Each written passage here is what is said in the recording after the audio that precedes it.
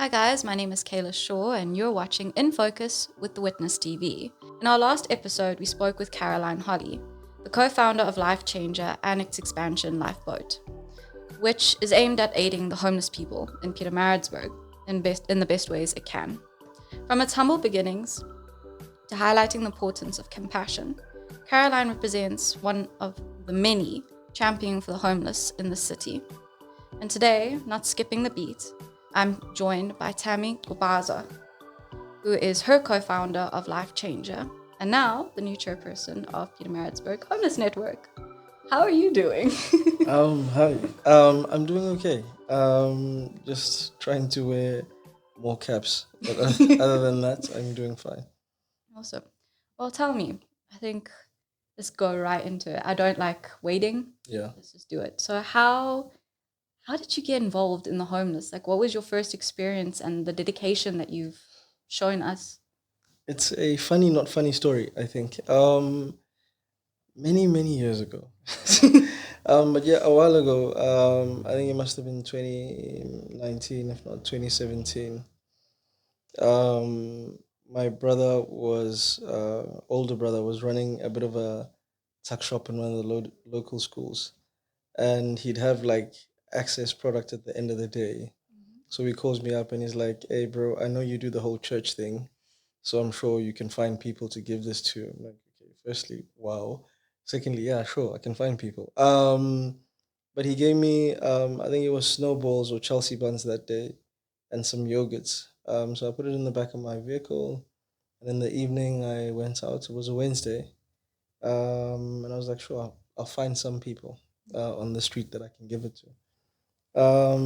So yeah, I went to go to a petrol station to go fill up. One guy came knocking on my door. I'm like, "Whoa, who are you?" He's like, "You don't remember me?" I'm like, "I don't know you." He's like, "No, you know me. We went to the same high school." He starts mentioning things that only someone who went to the same high school with me would know. And I was like, "Oh, dude, you really do know me." Yeah, he mentions my younger brother and that he went to school with him or whatever. I'm like, if you don't mind me asking, like, what happened? How did you end up in this situation? So he tells me a bit of a story, and that starts my journey with him personally. But that evening, I went out, I handed out the food, got back to the house, felt good about myself and stuff. But sure as anything, the following Wednesday, he calls me up again, and he's like, "Hey, bro, I've got some stuff again. Could you get it off my hands again?" I'm like, "Yeah, sure." So this happens for like 2, 3 Wednesdays back to back. Fourth Wednesday, I'm expecting a call. I don't get one. I'm chilling on the couch, and I felt I should go get bread, cheese, polony, juice, and make it a Wednesday thing. So I got up, went, and that's how it sort of started. Every Wednesday after that, the team grew, guys joined in, and we started sort of meeting and interacting with the guys that were living and are connected to the streets. Yeah, that's how it started for me. Sure. So as you were explaining, Yeah, where it started and that, so where predominantly were you guys feeding or say, taking the food, should I say? yeah. 'Cause I know with the Lifeboat now, you guys are centered more on the CBD. Was it always in the CBD Mm. or did you guys start somewhere else? So we'd drive around the city, but it was mostly in the CBD. Okay. Um, there's the CBD is graded. There's different areas of the CBD that offer different levels of safety, not just to the general public, but to the community of people living on the streets. You'll find that guys that are new to the streets are more on the outskirts, Mhm. and the longer you stay, the more centralized you become. And you'll find that downtown, your east streets, Retief streets, but further downtown are other guys that have been on the streets for a while and are also hard hardened drug users. I think is a way to describe them. So they're heavily drug addicted, but they've been heavily drug addicted for a very long time. And you'll find them in your east streets, your Retief streets, but further downtown. And that's sort of how the ring opens up central, and then it sort of opens up more and more, as well as the taxi ranks in town were a big spot that we visited because a large concentration of guys was there. And the woman? Females on the streets, it's a tricky dynamic. You find a lot of females on the streets have to have a male companion, because if you don't, you are open to all sorts of abuse. And if you have a man in your life, in inverted commas, you are protected, or at least have the expectation to have that guy protect you from any and all violence that you might encounter on the streets. But there are females that live on the streets, and it sort of it's opened up a larger pool to another profession. Trying to be as respectful in my speech as possible. But you'll find that a lot of girls start off using drugs and then end up in prostitution to get money to sustain the drugs, because for them it's an option that they can exercise, as opposed to, if you see most of the guys, it's either they resort to crime in order to feed their addiction, or cardboard collection, or aluminium connection, or metal collection, whatever it is that they try recycle to make ends meet, or car guarding, all those avenues. You'll find there are a lot of guys, and to contend in that space for females is a bit difficult. So it's easier to support their addiction, easier being such a tricky word, to support their addiction through prostitution. Well, now, obviously, going from that, from seeing all of this, Yeah, starting from basically just a small group of people, yeah. is this how Life Changer came about, or how did you and Caroline end up meeting? So this team of people that was meeting up grew into a soup kitchen. That's when I first encountered YFC. It's an organization in the city that had a building, and we sort of morphed into a soup kitchen where guys could come to a central venue where we could serve them from that place. But what sort of happened, I think, post that, is that we opened up both avenues again. So there was still the street element where we'd go onto the street, but there was also the element of soup kitchen where the guys could come to a collective space to sort of commune together in that space. And when that was happening, what happened was, it was one dude that all three of us knew, and his name was Jeremy. He was a lawyer, and he's a lawyer in the city. Caroline came to Jeremy individually, and Caroline at the time, I think she was carrying some food in her car and handing out to guys as and when she drove by them. But she was like, "There's got to be more than this. We got to find a place that we can sort of work with the guys." And at the same time, I was working with, or at least in conversations with the previous mayor, which was Mr. Njilo, because I'd gone to high school with his son. So there was a relationship there where I was like, look, let's try get a building, let's try get a space for the guys. And in another vein, there was a gentleman called Rob Ninguton who had come from Northern Ireland and was working in South Africa during Pietermaritzburg specifically for during the HIV/AIDS pandemic in the country. And then post that had realized that his time in that space was done, and he wanted to work with the kids again. And these kids are kids of parents that had been um, fallen victim or had died due to the HIV/AIDS pandemic, and now the kids had become orphans. And he wanted to step into a space to work with them. And you'll find that most of the guys on the streets are kids of that era. So it's these three people knowing this common guy, and this common guy was like, "Why don't you guys get into a room and have a conversation?"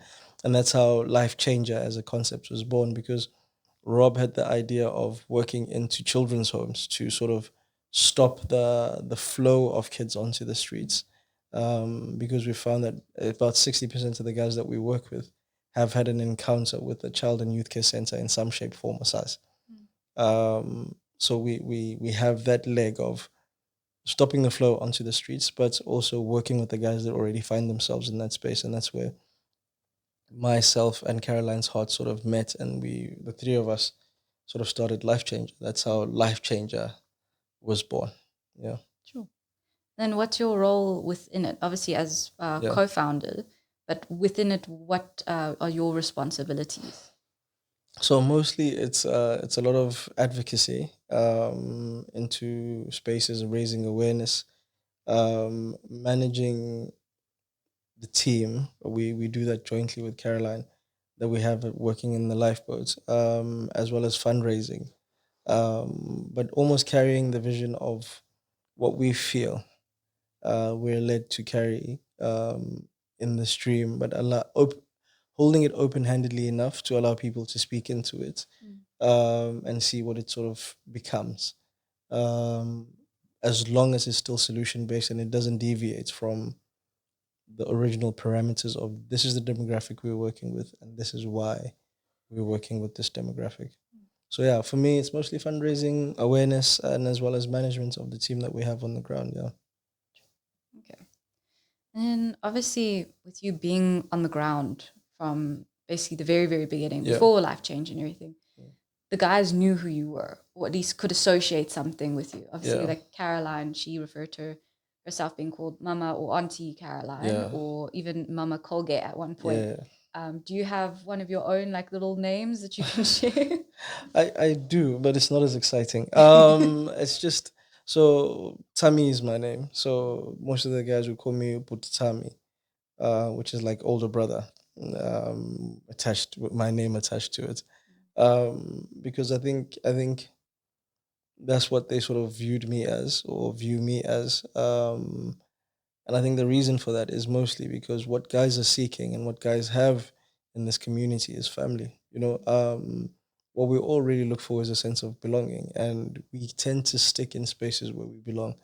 And that's why there's such a big community because there's something that they've lost in the communities that they come from, which is a sense of belonging. And there, they found it. And there's different reasons that attributes to guys ending up on the streets, but the one common thing that they all have is wanting to belong.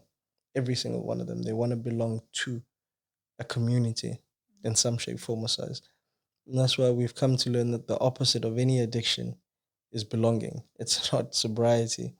You only become sober when you belong. There's a gentleman who had his mom had moved from the Eastern Cape to I think it's Inanda in Durban and was trying to find work there. She got pregnant with him, gave birth to him, and when he was a couple of months or a year or so old, the mom passed away. But there wasn't any connection with the family. No one knew where she was from. No one knew how she had gotten there. They had no trace back home for him, and he didn't know any of them as well because he had never met them. It was always just him and his mom. Um, anyway, he started working with the YMCA when he was in his older years.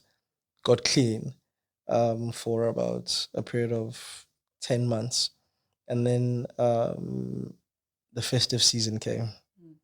Now, the festive season is a season where we tend to think it's all about community and family, and but a lot of people feel most alone during the festive season. I mean, we have the highest suicide rate during that time. Now imagine for guys that are on the streets, it's someone who doesn't feel like they belong already. And that guy at the YMCA, that December, just between the 7 days of the 25th and the 2nd of Jan, completely relapsed. Because that was the most alone he felt. And what kept him sober during the year was because he was a part of a community. But when everybody sort of went to their own families, he was left alone at the Y, quite literally. He had nowhere to go. And there's always one community that's always willing to accept people, and that's the community on the streets because there's a sense of we're all broken. Let's come together, even if it's for a very bad and and shouldn't be common cause, which is drugs. And that's when he relapsed. And that was a story of how genuinely you are loyal to people that are around you. And those guys on the streets, they walk everywhere with each other. They smoke every day with each other. They do life together essentially, and that's why they trust each other. And whenever the relapse is caused by when I feel like I don't belong, I always know that there's a place where I do, even if it means I need to smoke drugs in order to exist in that space. But that's a cost that they're willing to pay because the feeling of belonging, it's not even a feeling. The need for belonging is quite immense, and we all have it if I'm being honest. But yeah, It's definitely heavy to think It about is. at the end of the day. But that actually, it puts more of an importance of that brotherhood. I'd Yeah. like to say sisterhood, but as you said, it's women are very scarce or sparse. They try Yeah. to hide away as best they can. But Yeah. the brotherhood, at least, it's there, be it due to bad Yeah. addictions or be it because of safety or anything like that. But, yeah. So obviously now, as I introduced you earlier, you're the new chairperson of the PHN. Yes. So obviously, how are you feeling now? Because obviously you've got this huge history of Yeah. being a founder, being how this basically big network came together. So yeah, just how are the feelings right now with being named the new chairperson? Look, I'm honored to be trusted with the responsibility. I'm hoping that we make even more progress. Because we made quite a bit of progress under the previous leaders of the network, Caroline and Jason. And then with myself coming in, I think it's literally carrying on with the mandate that we've originally always held, which is to give meaningful help to the guys that are living and are connected to the streets to ensure that they become contributing members of society. And that might look like starting something, that might look like supporting people that have started something. And that's the point of the network, being able to network and find solutions within the body, and make sure that we all participate in a person's not just sobriety, but belonging and coming into a sense of community. Yeah, Also, in a sense, restoring their dignity as well. 110%.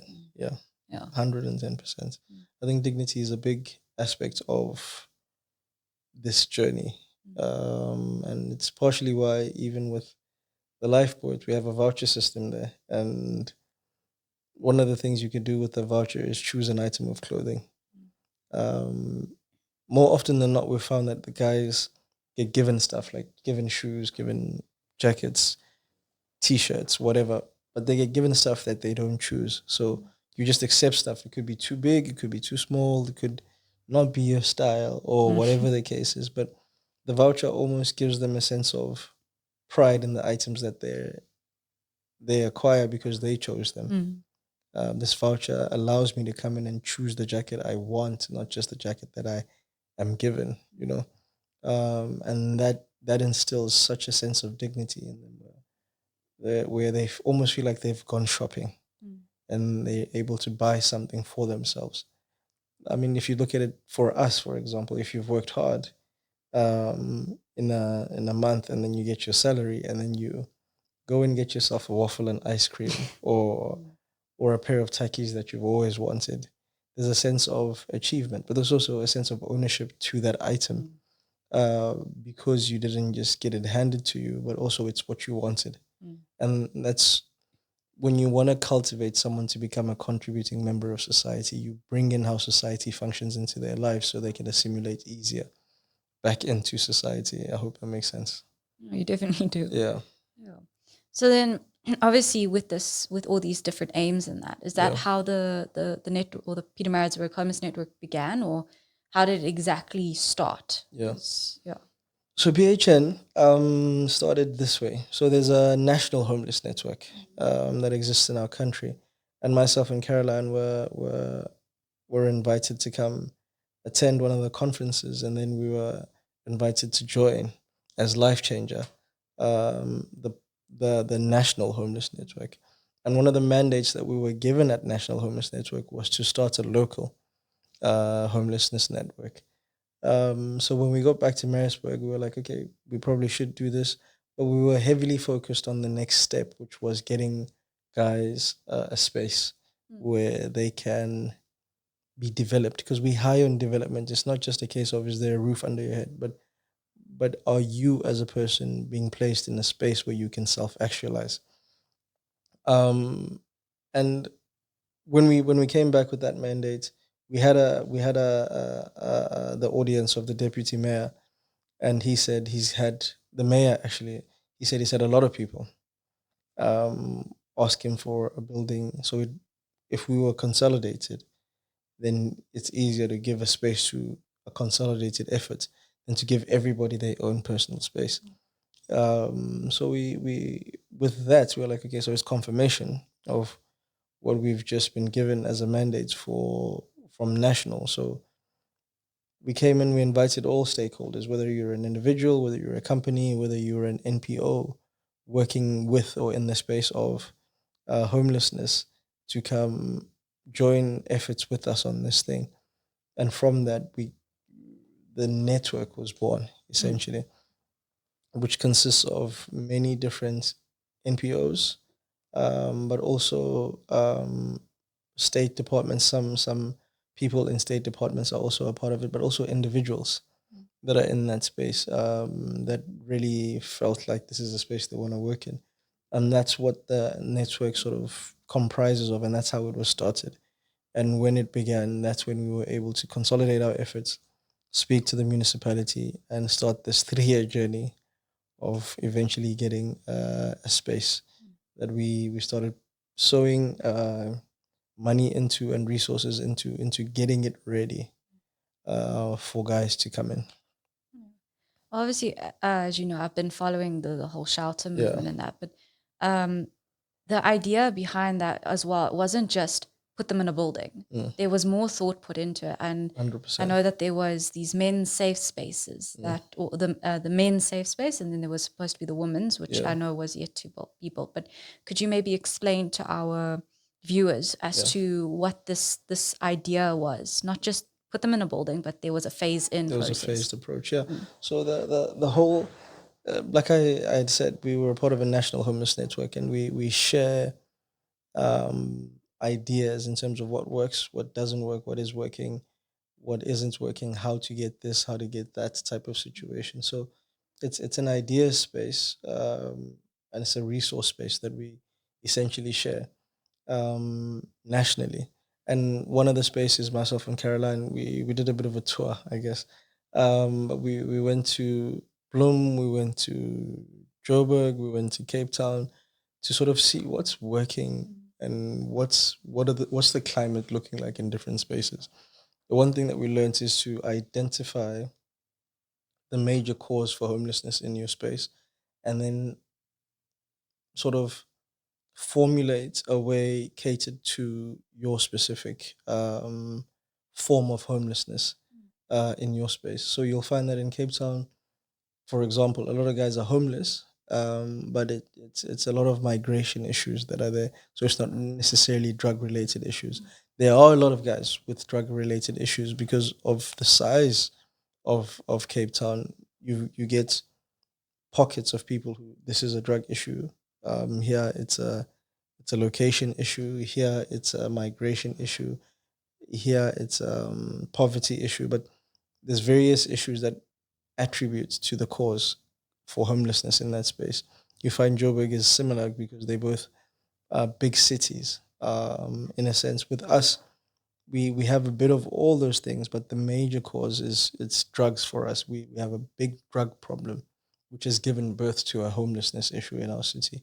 So in our solution, we need to factor that in.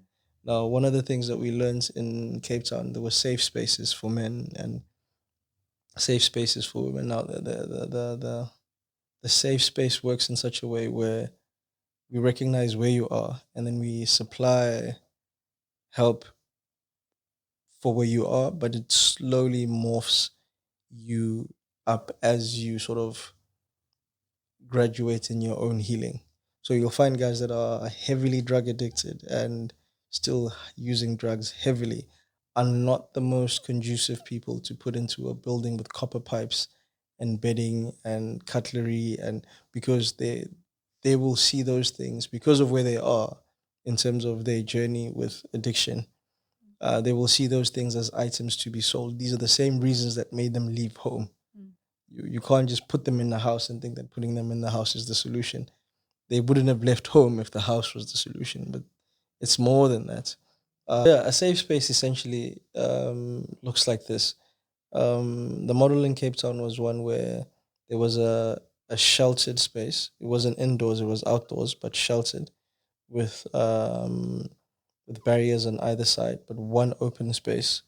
And then there'd be beds and forms of accommodation. Would be a bed, would be a sleeping bag, would be a blanket, to keep the guys warm. And as they come in, they'd register, there'd be a meal, you'd be allocated a bed, you'd stay there for the night, and then in the morning you can leave.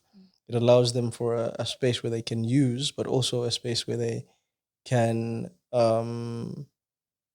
be safe from not just the elements, but the elements on the street, essentially, which for females is a big thing because when you get into that space, you get into a space where maybe I don't need a man on the streets anymore. You know, now I can sort of sleep in that space where it's safe and still try make means of income during the day in some shape, form, or size.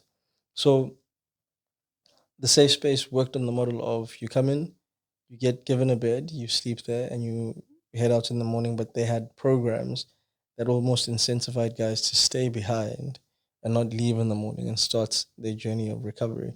So our model was one way it's going to incorporate a bit of the safe space, and then as you work the programs, you get to open up a case file in the space, have social workers walk with you, have medical practitioners walk with you, and when they decide collectively that you're ready, you sort of graduate to inside the building. And when you're inside the building, you're now a person who's not necessarily gonna see a copper pipe and be like, who's gonna see a bed and be like, who's gonna see. So you've dealt with some of um the challenges that you face that cause you to live in addiction. And it's more rehabilitation based in the sense where you're now getting ready to go to rehab, and when you come back from rehab, this becomes a halfway house for you to get a job and get back on your feet. So that's in a very broad way what the model sort of looked like. But it encompassed various lessons that we had learned from Joburg, Cape Town, Pretoria, Bloemfontein, Benoni, Brakpan. I mean, you name it. Wherever there was homelessness in the city, there was lessons to be learned, and it's the first model of its kind in the country because it's a mixed topology.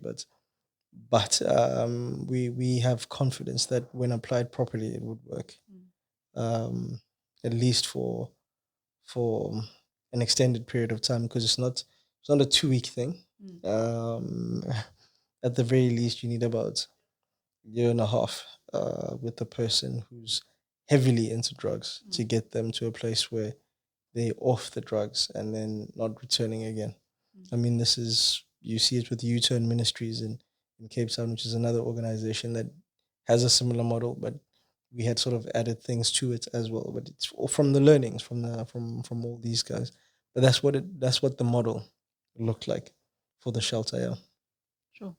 Well, I also know you guys took thought in, even as you was talking about copper piping within the bathrooms, and that they were yeah, plastic from yeah. the bucket, or the, kind of going to say, the basins were Basins. plastic, Yeah, the taps, the piping, yeah, everything was, so it wasn't something that was worth yeah, being stolen in that, because yeah. from my understanding they would come into that men's safe space but still have the ability to go down and go to the bathroom, for Yes, instance, and yes. have a shower if Yeah, possible. yeah, Even the showers were made out of plastic. yeah, There wasn't anything that was of value, basically. yeah. It was just, again, supplying that form of dignity of being Sure, like, I can wash myself, I can wash my clothing, for instance, hundred as well. percent.